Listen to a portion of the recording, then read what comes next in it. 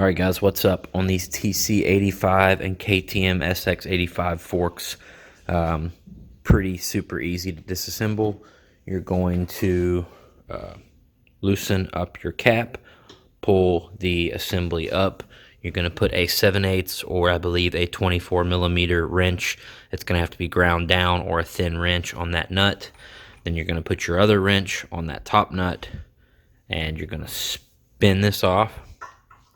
And then you're going to come down to the bottom here and put your socket on this bolt, and it'll probably already be spinning broke loose, but to actually get it out of there, you're going to have to hit it with the air gun or the electric impact pretty hard, so the bolt will actually spin faster than the assembly and it'll thread out of this assembly.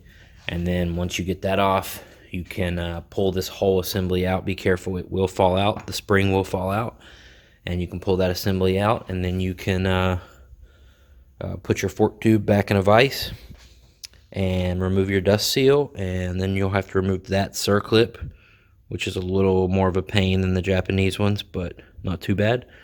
Then once you remove that circlip, you just slide, and the fork will come apart. I hope that helps you.